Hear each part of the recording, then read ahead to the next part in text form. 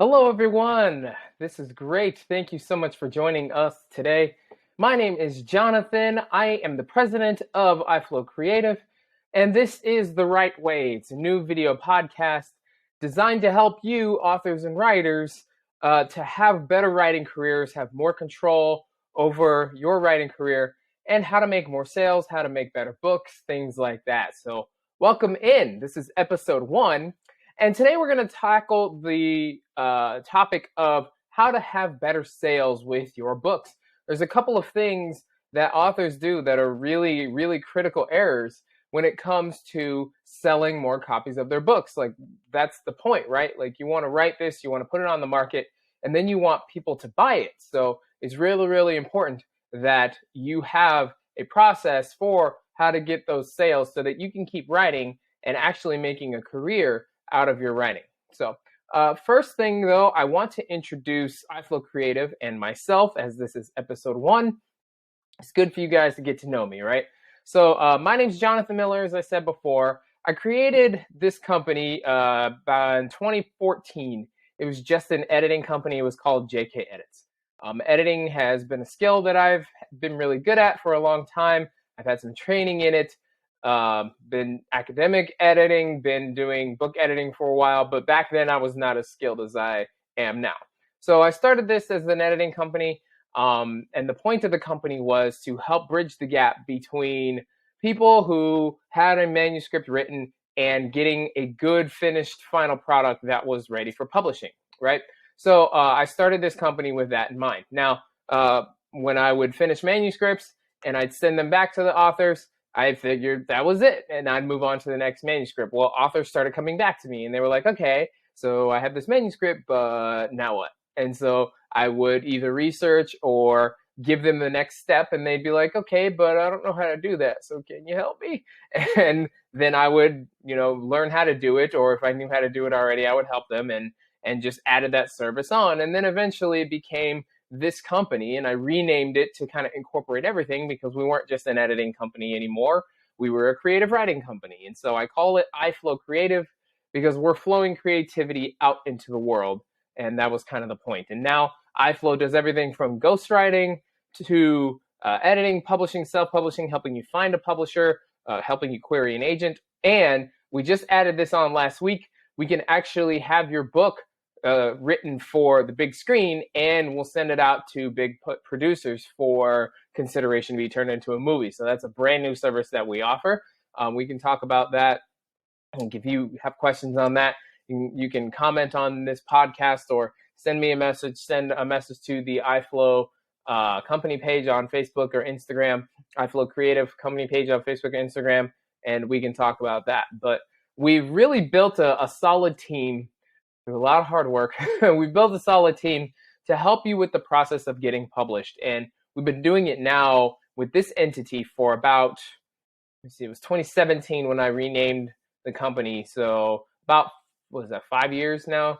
So we've really hammered in the fastest and best way to do this. And so I figured I would create this podcast to help you with some of those things that nobody tells you as an author. Nobody told me when I was first starting to write.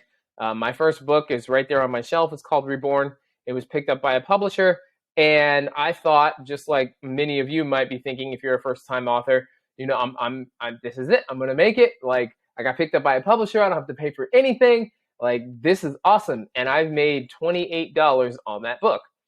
Fast forward 2 years, I self-published my next book. And that one went bestseller overnight on Amazon because I took the right steps and hired the right people to helping me reach that goal. And so over the years, I've helped a lot of other authors do this and create great books that they're really proud to showcase and that get great reviews. And so that's the point of this podcast, is to help you with getting that control back instead of depending on the old way of doing things that really isn't effective for you as an author nowadays. At this point, it's 2022. So if I could just show you this bookcase right here. Don't pay attention to this part here because this is all my business stuff. But every other book all around it is one of my clients' books. So we've been doing a lot of great work over the last few years, and now we're here to help you with it and make the process smooth for you. So that's a little bit about me and this company, why I started this company. So let's talk about you, the authors, okay? Maybe you're in Facebook writing groups. Maybe you're part of a writers group in your local area or something like that. You've heard the stories, and a lot of authors, most authors, fail at this writing thing, right? I don't think that's a controversial statement. Most writers fail. They don't make enough sales to supplement their day job or support their art and their craft, and they end up having to give up or quit, right? Now, why is that? Okay, why is it that most writers fail? You can probably think of a couple of reasons while you're watching this. Some of them rush. Some of them they have preconceived notions as to how this writing thing's going to go. Some of them don't put in the extra work that they need to put in to make sure that the story is solid and ready for editing. Just because you finished a manuscript doesn't mean it has to go over to editing, right? Like there's a whole drafting process that needs to happen, and most of you are aware of that type of thing. So what is some of the bigger things that you need to understand as an author or aspiring author to help make the process smooth, right? So number one, when it comes to making sales on the back end, you really have to make sure that you have the right people around you. Now, this kind of comes with a little bit of an asterisk, right? Because most writers, the ones that actually don't get to publish, the reason why is because they were invalidated on their writing. And so they never push through those barriers and they never publish.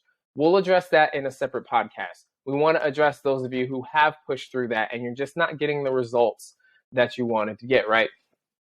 So I have a couple of things written down here as to why your book isn't doing as well as you want it to do. So sometimes you have editing errors, right? Or drafting errors. And the difference between the drafting process and the editing process, let's talk about that here for a second. So an editor's job is to make the story that you have written better. Make it make sense, make sure it communicates to the reader the way that you want it to communicate. And the reason why editors are so important is because an editor has to be objective and take your voice into account and really put themselves in the seat of the reader, which is where a lot of editors go wrong. Not most of them, there's a lot of great editors out there, but a lot of them go wrong here is they take their position as a little bit more of a power position than it's supposed to be. The editor's job is to be the objective view from the seat of the reader and make it make sense. If it doesn't make sense when the editor's reading it, it's probably not going to make sense to the reader. There are some exceptions to that. We're just talking in general, right? So the editor's job is not to destroy a manuscript. Like I hear authors say that all the time. I gave it to my editor and he just mowed through this manuscript. It's all red. I don't even know. It's so overwhelming. That's the editor just going a little bit too far, right? Your job is to tell the author what they're doing wrong and also what they've done right? Because the author needs to know what resonates with the readers, what resonates with the people that are reading the book. And I know that varies from person to person. But if 3 or 4 people like a certain chapter and they tell the author that this chapter really works well, we've kind of found a style that works. And so the author can take that moving forward, write more like that, and he or she will probably have a more resounding effect on the reader, which keeps the readers coming back. That's the editor's job, right? And everybody down the line that gets a hold of this book, their job is to just make it better. When they hand it back to the author, it's in a better condition than they got when they received it, right? And so if you have the wrong editor or an editor who is like a failed author, and so they got into editing and they're not really the happiest person in their life, editors like that tend to do more to invalidate authors and writers than they do to help them along the journey because they couldn't make it on the journey. And so they either subconsciously or consciously feel like there's no money in this field. You can make some money editing. I'm a good writer, so why don't I become an editor and, help out? And they end up doing more hurt than harm. So editing errors are an issue. Drafting errors are an issue. Now, the drafting process is the process of the writer. So like I said before, once you finish a manuscript, that does not mean that it's ready for editing. You have to go back and reread what you've written. Now, here's my personal recommendation about it, okay? For novellas, if you're writing novellas, which, just to give you an idea, so I will take two novels. These are two of my clients' novels. This is His to Know by Autumn Winchester, and this is Sin Eater by Alicia Escobar and best-selling author Samantha LaFantasy. Now, if you look at the size, you see this one is smaller and this one is bigger. This is a novella. It's a small novel. And this one, depending on the size of the words, could potentially qualify for an epic novel. This one is a novel. Just to kind of, for those of you who don't know the difference, just to kind of give you an idea there. So if you're writing a novella and you write, 35,000 words. Once you finish, I recommend that you get away from it for 2 weeks.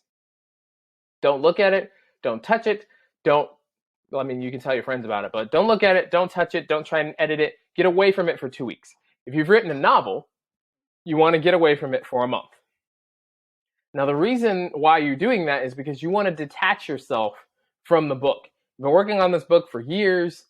You have to detach yourself from the book to make sure that when you go back and read it over, you're looking at it with a completely objective eye, almost like you don't know what's going to happen. And when you do that, you're going to catch so many more mistakes that you've written that you would not have caught if you went over it right away. Now, I have made this error with my first book because nobody told me this, right? My writing process was I would write 3 chapters, go back over those first 3, read over it, make sure I couldn't make any extra changes. And there's always an extra change that you can make. And then work on the next 3 chapters and go over that. It took me 7 years to write that first book, guys. 7 years. Versus if I just written it all the way through, gotten away from it for a month, came back, it probably would have taken me 2 years, right? And so that's the difference. So write your book all the way through, get away from it for, if it's a novella, 2 weeks. If it's a novel or an epic novel, get away from it for a month so that you can detach yourself from the book completely. Then you go back and look it over, right? Read it from beginning to end. And you have to be completely objective, right? Don't try and justify the little mistakes that you make. This is part of the drafting process. This is called drafting. So you're going through, the first draft is never going to be published ready, ever. I don't care how good of a writer you are, the first draft is never published ready. Not for novels and novellas, right? So you're brainstorming, especially if you're a pantser, you're brainstorming and you're just putting everything in that first draft.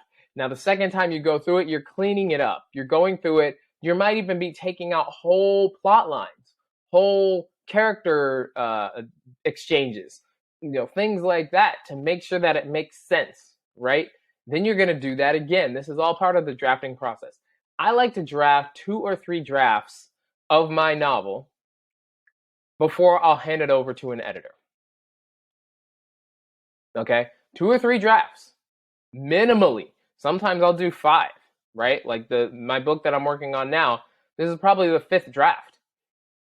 Because you do it twice, you hand it over to an editor, they give it back to you, then you do it again, hand it over to another editor, they get it back to you. Like, there's a lot that goes into making a book publish ready, right? Now, this is where a lot of authors go wrong because they either don't do the drafting process or they just get one editor, they do one round of editing, they fix the edits, and then they think that it's published ready. No, that book is not ready. It needs to go back to an editor. I have 2 or 3 editors, 2 or 3 different editors, because I want a different perspective from different people. I want to make sure that this makes sense from the development editor, from the line editor, from the copy editor, and then from the proofreader and the ARC readers. I want to make sure that it goes through multiple eyes and I get multiple different perspectives of feedback before I trust that a book is ready to go out into the market. Okay. So that's number 1, is poor editing or poor drafting errors. And then we have the presentation of the book, right? So you go through all of this and then you go to publish it and the cover is awful. and nobody picks it up because it's not intriguing, right? 84% of readers use this process to determine whether or not they're going to buy a book. The cover, the blurb, and the first page. 84%. If one of those elements are out, you will lose that reader, and they're not coming back. 84%. It's a very specific number. 84%. So, if your cover is bad, or you don't have a good blurb, or that first page, what's called the narrative hook, doesn't hook them enough, they're not going to give that book a second chance. That's it. They leave, they find something else to do. And the problem that authors have is the market is so oversaturated with content, right? You got TikTok, you got Twitter, you got Instagram, you got Facebook, people got LinkedIn, you've got Reddit, you've got Redzi, you've got Google, you've got all these things that are competing for your readers' attention. And this is before we get to the celebrity networks and all of that. You got all these things that are competing for your readers' attention. So when you have them for those 7 seconds, you have to grab their attention. If your cover turns them off, if the blurb doesn't make them at least want to know what's going on inside, and if they get inside and they see all those writing and editing errors, they're not even going to tell you why they didn't pick up the book. They'll just leave. And that's the worst thing for an author, because you're never going to know how to make something better if you don't know the problems. I tell my staff when we have our staff meetings every week, I don't tell them this every week, but every now and again I remind them that I can't solve a problem I don't know about. And it's the same with authors. How do you know what to solve if nobody's telling you what the problem is, right? And we're going to go into a little bit another example of that here a little bit later, but they're not going to tell you why they left. They're just going to leave. And then you're going to be left kind of holding the bag, like, I don't understand why nobody's buying the book. And then you get discouraged because nobody's saying anything, and you think that it's because you're a bad writer. And you might be a great writer. Your cover might just suck. You get a new cover and things turn around, right? So that's a big one, the cover and the blurb.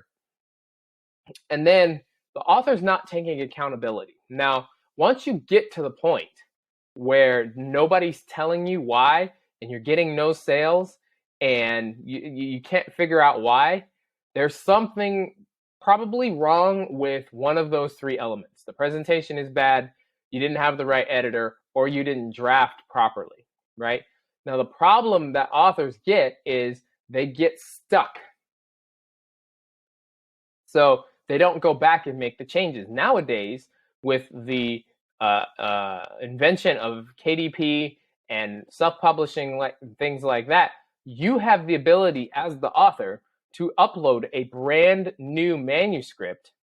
And for ebook, for instance, everybody who has that on their Kindle reader, it gets updated. So if you see a mistake, just fix it. Some people don't take the accountability and say, I've made a mistake, and then they blame everybody else instead of just going, oh, let me fix it. They fix it, and that's it. It's like it was never there. Now, with paperbacks, it's a little bit different because obviously once it's printed, and that's that. But at least with the ebook, which sells overwhelmingly more than paperbacks, you have the ability to fix it, right? So make sure that if there is a mistake made, or if people aren't selling, or people aren't buying, rather, you figure out why. Have somebody look at your presentation. You can even message me. Have me look at your presentation. Does the cover hit? And the cover doesn't have to be something that you paid $2,300 for. There's some excellent cover designers out there who are very affordable. There are also some who are very affordable that aren't excellent. So make sure you're doing your due diligence, right? Make sure you have a cover that is intriguing, that looks like you put money and effort into its creation, right? Is the interior good? If you don't have a formatter, make sure that your book is in the best format for whatever e-reader or paperback that the reader wants. They're not going to tell you, hey, the format's bad. They're just going to leave. 84%, guys. So don't skip on formatting. You can't just put up a Microsoft Word document. You have to make sure it's in the proper format, because when they flip those pages on those e-readers, and the paragraph starts here and then there's just a word hanging over here, they're just going to leave, right? So the presentation is so important. And you as the author, you have to take accountability for your books. We cannot blame other people. You have to take accountability for why your book is in a poor condition, if it's in a poor condition, and just fix it, okay? Now, I want to talk about that here for a second, okay? Because I understand that this is going to cost money. I totally get that. As an author, if you are not willing to invest in your book, and people are going to hate me for saying this because nobody's going to tell you this. Like, I'm not here to sugarcoat things. Sometimes these are going to be uncomfortable conversations on this podcast. If you are not willing, or if you don't have the means to invest in your book, go do something else.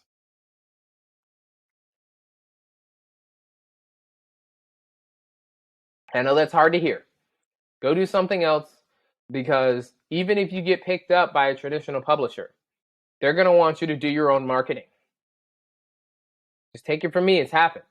Now, if you get picked up by one of the big four, it might be a little bit different. But if you are a brand new author and you've never written anything, you've never sold anything, you don't have a Facebook following of over 5,000 people, over 1,000 people, there's no readers list, your chances of getting an agent are about as high as the Powerball. Because you got to think about it, okay? They have hundreds of people sending them manuscripts every single day. And a lot of them have built up some sort of a following. So yours is just being thrown in the pot with the rest of them. You have to really stand out in that group to catch that agent's attention. What actually stands out with an agent is, do they have a following? Are there people behind them who are waiting to read the book? Are they engaging with these readers? Because if they see that you have that, they know you're taking yourself seriously. They'll be more likely to take a chance on you if you have people who are waiting for your book, if you have people who are following your author page or your book page, or you have a backing and you have a support of people who are willing to buy the book. How do you do that? I always recommend that you self-publish. If you are a brand new author, I always recommend that you self-publish that first one and get that following. Because if you can show that you have a following, that people are reacting to your book, that's something that you can put on your query letter when you do go and query to stand out, right? Because agents get query letters from authors every day who are putting all their eggs in one basket and hoping that somebody takes a chance on them and picks them out of the pile. And can it happen? Yeah. But I like to work in what is more likely to happen than what is possible to happen, right? More likely gives you more control. What's possible, you're kind of hoping, right? And so you want to do everything you can to give yourself a leg up. Now, if you self-publish a book, I've had a couple of clients have this happen to them. They self-published a book, and then one or two books down the line, they actually queried a publisher. The publisher picked them up and picked up the entire series. So it is possible for you to still get your books, like the whole series, published under a publisher, even if you self-published one or two. That's still a possibility, okay? So don't think just because I self-published one, my chances are now zero. That's not true. With a self-published book, at least you have something that you can show to a publisher and an agent and say, hey, this is what I have, this is what's out, this is how my readers are reacting to it, and I have a list of readers all on my Facebook page or my website or my whatever that are waiting for the next one. I want to reach a broader audience. Can you help me? You know, things like that. And if they can see that it's worth their time and resources to back you, they're going to back you, right? Now think of it as a business. Just put yourself in the publisher and the agency's shoes for a second, okay? I'm just going to take a drink of water here. Just give me a second.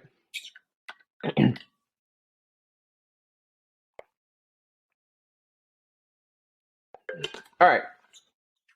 So put yourself in the publisher or the agency's shoes for just a second. You have 5 people or 5 authors' books in your hand. Your job as the agent or publisher is to sell a book. Make as much money as you can.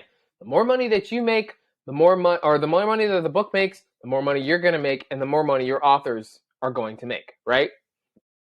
The more money your authors make, the more they talk about you, and the more you get other authors that are like them to make more money. Just business sense, okay?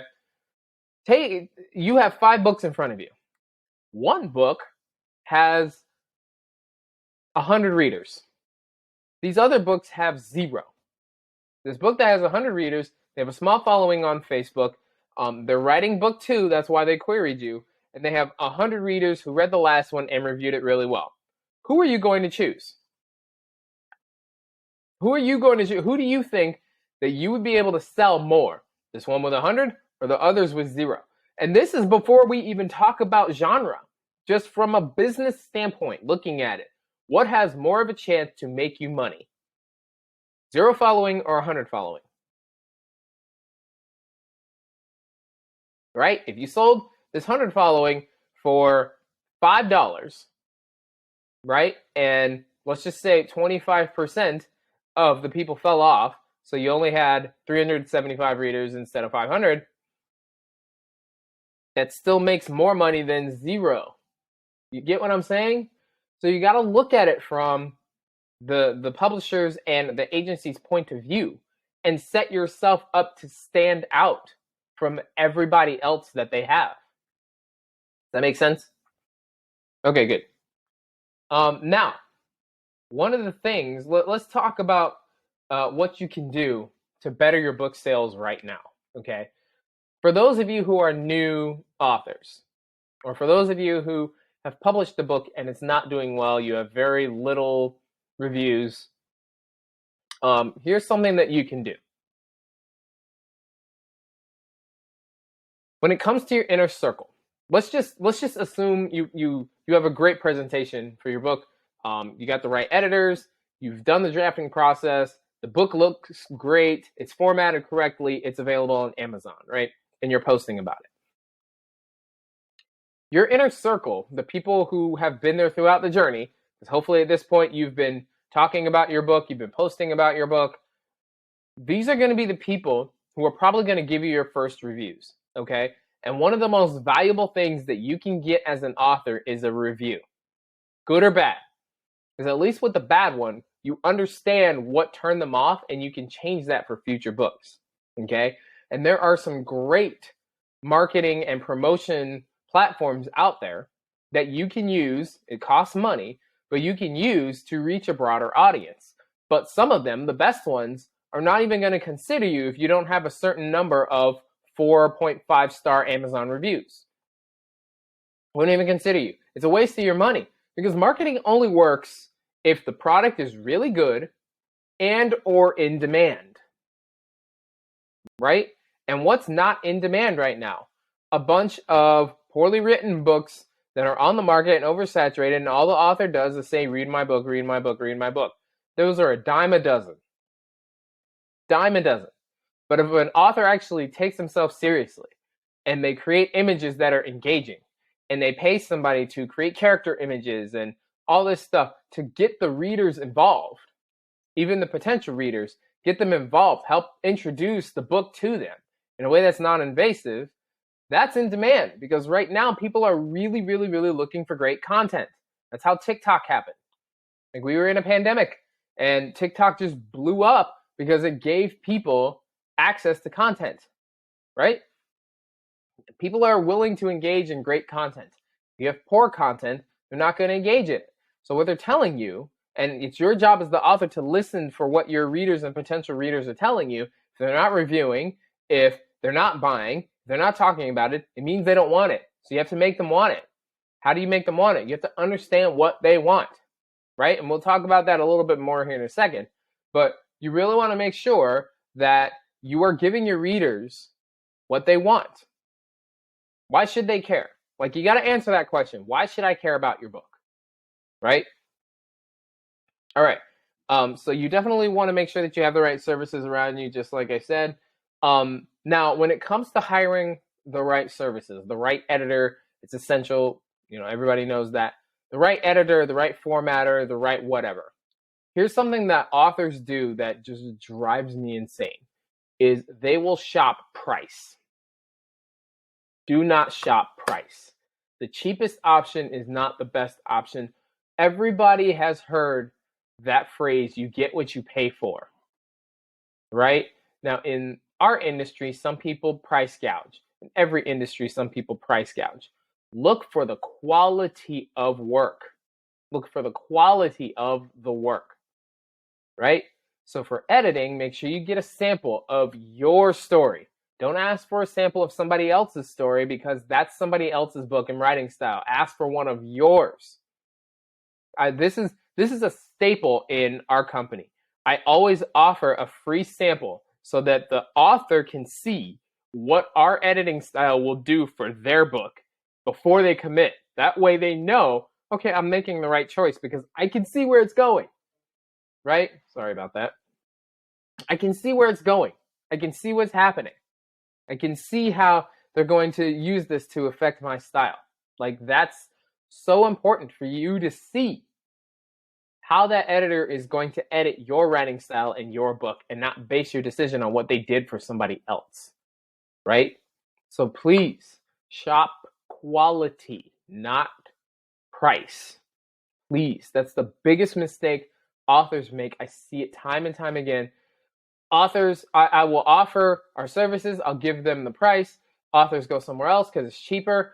Things go wrong, and then they come back and they call me and they say, hey, so you remember when you told me that that shouldn't have been that low of a price? Yeah, well, you were right. So can I come back? And now you're causing something that will take 2, 3, or 4, or 5 months to do to take a year and a half. Like, here's an example, okay? I was updating KDP with an author's book. They were self-publishing. They didn't know how to do the whole thing, and so they hired us to do it. And they had used a cover designer who didn't necessarily know how to upload onto KDP, so they didn't know what we were going to ask for. Uploading a book onto KDP takes 30 minutes, if you know what you're doing. 30 minutes. If you got everything, 30 minutes. It took 2.5 days to get that done. 2.5 days for a cycle that takes 30 minutes because one person didn't know what they were doing. So make sure you hire people who know what they're doing. Vet them out. If they're a cover designer, ask for other covers that are in this genre and look at them. Like, actually look at them. Don't just look at the price. Like, payment plans, do a payment plan if you have to, right? Like, it's 2022. Everybody doesn't have $10,000. And if you don't be ashamed. Just say you don't and work out a payment plan. Like, because you're going to get what you pay for. If you go the cheaper route, you're going to get a cheaper product. Okay, I can't stress that enough. Again, something that takes 30 minutes took 2.5 days because of one person who didn't know what they were doing. So hire for quality, not price. If you take nothing away from this podcast, take that away. Just do that. Okay? All right. Now, getting reviews. And we kind of talked about this already, but I want to talk to you about your inner circle, right? Those first people who are going to be the ones to buy your book. When I had my Amazon bestseller, one of the things that I did was I gave my book away to my inner circle for free. I gave them a free ebook. I sent them a gift of the paperback if they wanted it. I gave it away for free. Don't try and get rich off of your inner circle, right? These are going to be the people that are most vested in your success. So give them the book for free and ask for a review, like an objective review. Because that is more valuable than the $2.99 for the ebook or the $12.99 for the paperback. That's more valuable because other people are going to be looking for reviews. Because when readers go and they determine whether or not they're going to buy a book, they want to see good presentation, and then they want to see how other people have viewed your book. What did other people say about it? So if you have an Amazon review, like, let's just say you have 5 Amazon reviews, and it boils out to 4.5 stars, right? That is going to be more valuable because that is more permanent than the $2.99 for the ebook. That you can't even, I'm not saying to eat McDonald's, but you can't even get a McDonald's burger for that, right? But for an Amazon review that says this is a great book, you will not be disappointed. Pick it. If you're on the fence, just do it. That is so much more valuable because you don't know how many people are going to read that review and that be the deciding factor, right? So with your inner circle in particular, try and get a good 10, 20 people within your circle to read your book and give you a review. Even if they don't do it on Amazon, let's just say they tell you face to face, I didn't like it. Ask why. Like, don't be afraid to face the criticism because that is going to make you better as an author. If you take it with the right mindset, instead of saying, oh, nobody wants to read this, I'm an awful author, you listen to what your readers are telling you. I didn't like the characters doing this, this, and this. I don't think that was good for the book. And if multiple people are telling you that, you have a problem with that particular part, right? That's going to help you become a better author in the long run, okay? So don't be afraid to take that criticism and become better, especially if this is your first book. Like, guys, if this is your first book, don't expect to get it perfect on the first time. Everything that you've done in your life, the first time you weren't perfect at it. Even walking. Like, this is not an analogy I use. Like, a baby who's learning how to walk. Like, he literally grew the legs for walking and getting from place to place. But the first time they try to walk, they fall over because they've never done it in that body before.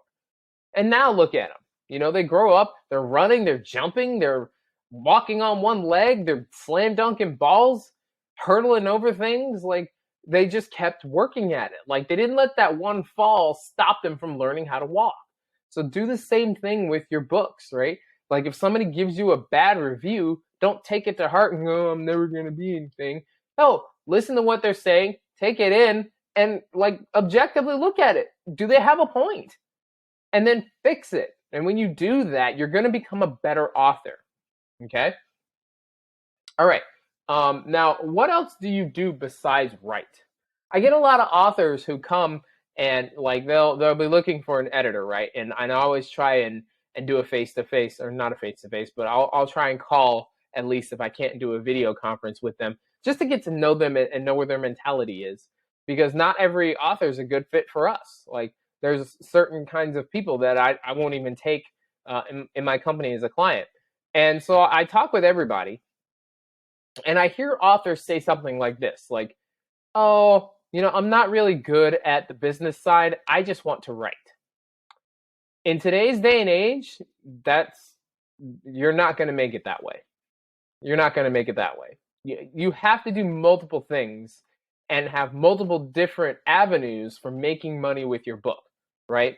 And I'm not saying you go and invest in action figures for your main character or things like that, but like, do you sell bookmarks? Do you offer interviews? Do you offer writing services? Do you offer cover design services? Do you offer mentoring?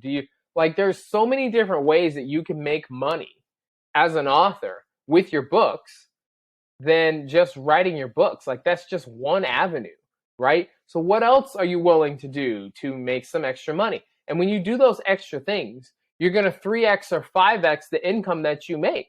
Like, instead of just being $2.99, you send them to your website. They see that you have a bookmark and a paperback package or a hardback package for $20. So instead of paying $12.99, they'll pay $20 for the bookmark and the hardback. And now instead of $2.99, you've made $22, right? You just increase your income. A couple of extra people do that, and you have a lot more money.